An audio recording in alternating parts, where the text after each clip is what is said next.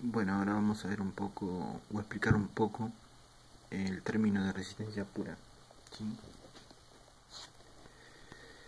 Fíjense, nosotros acá tenemos, por ejemplo, tenemos un circuito que está formado por una fuente de corriente alterna y una resistencia.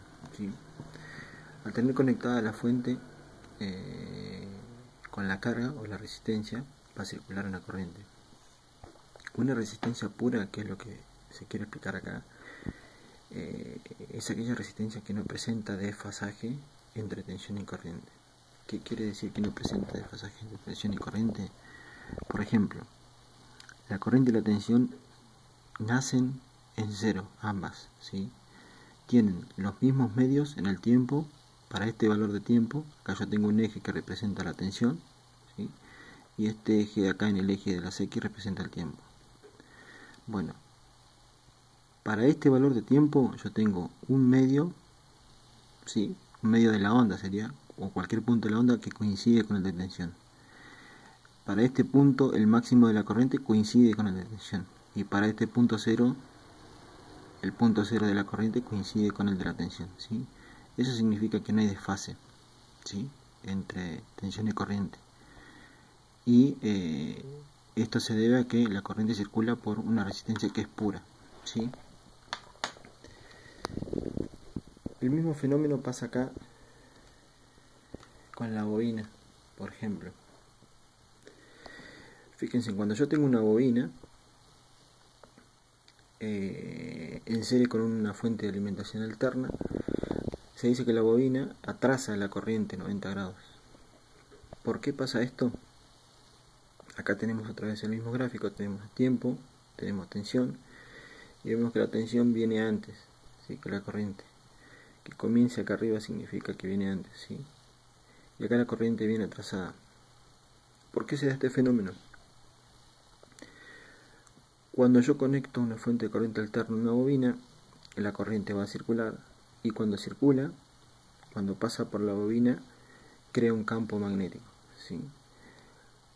Esa corriente, al crear el campo magnético, también va a generar una FEM, ¿sí? La FEM es una fuerza electromotriz, que en valor absoluto es el mismo que tiene la fuente, el mismo valor en tensión que tiene la fuente, ¿sí?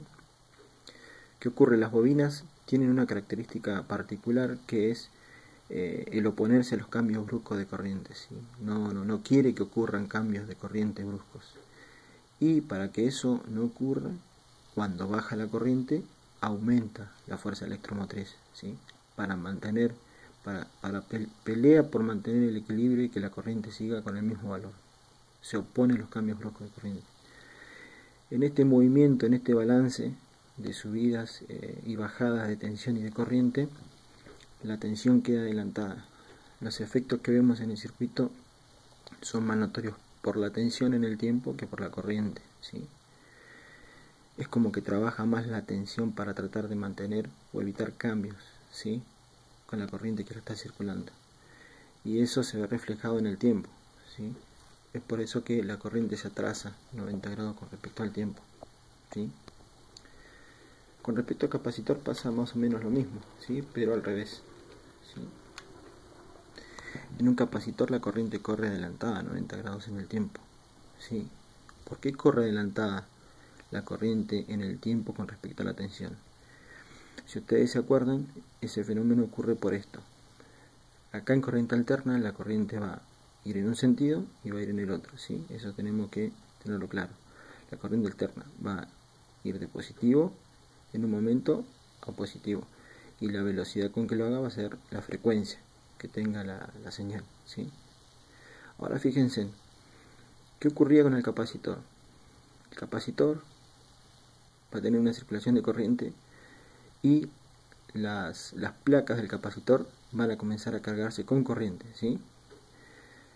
El capacitor va a tener una diferencia de potencial únicamente cuando las placas se carguen por completo, ¿sí? O sea que primero la corriente tiene que hacer el trabajo de cargar las placas y recién después va a haber tensión.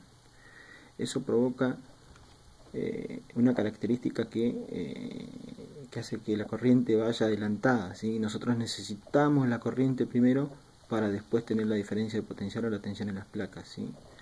Por ese motivo la corriente corre adelantada en el tiempo, ¿sí? Con respecto a la tensión. Eso es lo que explica esto, ¿sí?